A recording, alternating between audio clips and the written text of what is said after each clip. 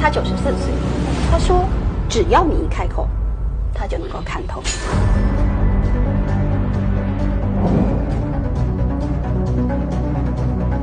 他是幕后智囊，他是秘密武器。他和沃伦·巴菲特联手打造全球最庞大的投资帝国。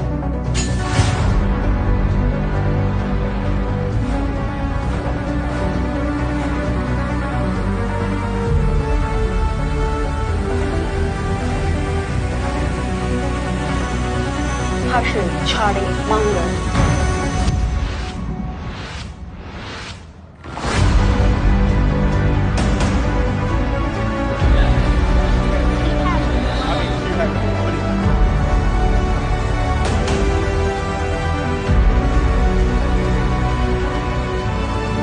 遇见芒格独家专访。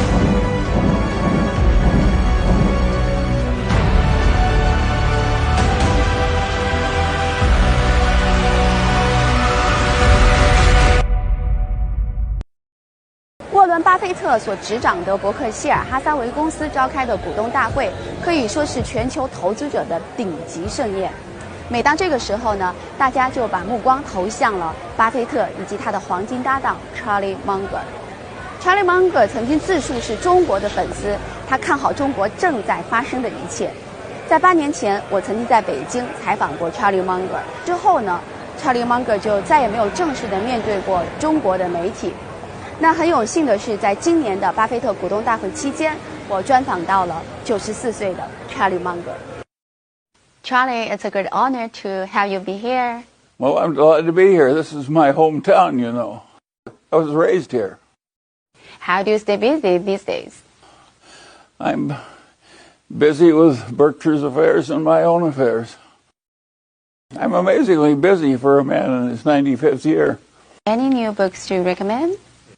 Oh, well, no, but I read new books, but I also read old books. I'm just reading a book called Free Fall by an American economist named Joseph Stiglitz, written in 2009. Now, why would I pick up a book written in 2009? Well, I think Stiglitz is a smart fellow, and I wanted something to read myself to sleep. And I find I'm actually learning something from him all over again. 毕业于哈佛大学法学院的查理·芒格，曾经是一名优秀的律师事务所合伙人，和巴菲特有相似的投资理念与价值取向。在和巴菲特一见如故之后，两人联手创造了投资领域的巅峰业绩。伯克希尔哈撒韦公司的股票从每股价格19美元升至29.26万美元，最高时间超过了每股32万美元。Well, what are some of your achievements you are most proud of? Well, I'm proud that Berkshire has been in the arena for so long and has performed so creditably with so little scandal. That's a very important. We've been through recessions, wars, all kinds of things, and we just kept plowing ahead. And one of the secrets, there was a great English poet named Kipling, and he said, if you can keep your head when all about you are losing theirs, then you're a real man. And of course, that's my idea and Warren Buffett's idea. If you have a solid bearing of knowledge and character and habit, and when everybody else goes crazy, you don't. That is a very useful thing to have in a citizen. Because at any given time in a modern republic, all the bankers may go crazy, all the investment bankers may go crazy, the student activists may go crazy. Yes, and if you can just keep your head through it all, it's a hugely desirable thing. Of course, that goes back to Confucius, too. 查理·芒格被人们推崇与尊敬，还有一个更重要的原因，他博览群书，洞察深刻。芒格提倡逆向思维，他说要明白人生如何获得幸福，就应该知晓人生如何变得痛苦。要洞悉企业如何走向强大，应该研究企业如何步入衰败。他在《穷查理宝典》这本书中提出多元思维模型，告诫投资者应该融合人文社科及理工等各个门类的分析武器，熟练运用来自不同学科的多元思维方式，以此为利器去研究商业投资领域的重要问题。In fact, that book is more popular than ever in China. It's sold more copies in China than the United States. But of course, China has more people than the United States. Yeah, people love it. 5 years ago, you publicly told the shareholders that Apple Company didn't fit the Berkshire's investment standard.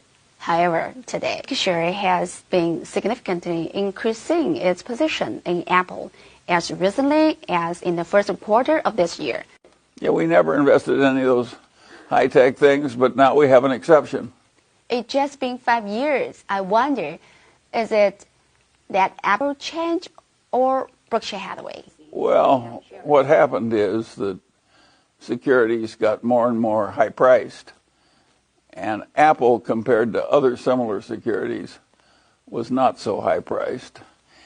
And it entrenched itself more and more as a sort of consumer electronic good. And Warren, as he said, he understands consumer electronics more than he understands computer software. And he thought of Apple as more consumer electronics. Whatever it is, it's a very powerful company. Can we say Berkshire has to or seeks to embrace the digital commerce age? We always embraced the internet as a consumer. At Geico, which is a large insurance company we own, and so Geico has made billions of extra dollars by using the internet. Although we never invested in the internet, we got the advantages of its existence just by using it more. And Costco, where I'm a director, has just started to do that. We're using the internet more. So we've always used it, but we never invested in it because we felt we had no advantage. Warren and I are not high-tech types. Berkshire's balance sheet is quite strong, and you have over 100 billion in cash. Do you find it difficult to find good companies with reasonable valuation, or is Berkshire Hathaway holding on to cash for other reasons? No, we're not. We're just holding the cash because we can't find anything to buy at prices that are attractive. So we just let it pile up. And we make no effort to get the high yield on the cash. We leave it in short-term treasury notes. Would you please tell us in your own words that everyone can understand about what is value investing? Well, a value investment is an investment that is worth more than you're paying for it. So every good investment, by definition, is a value investment because it's intrinsically worth more than you're paying. Some people look for value investments only in bankrupt companies. They want to reorganize them or something. Other people look for them in small companies, too small for anybody else to bother looking at. And Berkshire, as the years have gone by, has more and more looked for companies that are worth more than they're selling for, which are great companies that will work well for years and years ahead. Okay, you have said the first important things for an investor is to control the risk. In order to achieve this, what checklist need to be prepared? One of the things we've learned to do is to say no very quickly to whole categories of things. We just don't want to bother with them. Other things we study very intently, like Apple. So, Charlie, why is investing in China so promising, or is it? What makes me optimistic about China is the observed performance of China. No nation as large as China has ever gotten ahead economically as fast as China has. Never before in the history of the world. And it did that not by borrowing from the rich nations, but from saving a huge percentage of very low incomes even when they were poor, and investing shrewdly and working hard and so forth, and crawling up the economy from skill to skill. Of course you admire that. It's discipline, it's intelligence, it's generosity. Think of how much better life is if you're a citizen of China now. Berkshire invested in BYD around 9 years ago. However, since then, Berkshire has never invested in other Chinese companies. What's the reason for that? We haven't bought a lot of companies anywhere, just a few. Berkshire is enormous, but if you count the major purchases of whole companies, there's been about one every 2 years for 50 years. That means it's 2 years between purchases. It's not that easy to do it if you do it right. It takes time. And we don't see a lot of Chinese who want to sell their companies. They want to build their companies. Chinese are very ambitious. The last thing they want to do is sell their company. You have openly criticized the speculative nature of Bitcoin and that it is foolish. I don't understand the Bitcoin so well, but still, there are reasonable arguments for Bitcoin. Anything totally new can be perceived as irrational in the beginning. Is that Bitcoin that bad? Totally meaningless? Well, some new things are very foolish to speculate in, like Bitcoin. That's going to have a very bad ending. And just because people are gambling in it and having fun doing it doesn't mean it's good for them or good for the country. And China's been pretty good at stepping on crazy speculative. I admire very much the current president of China. He's done a lot right.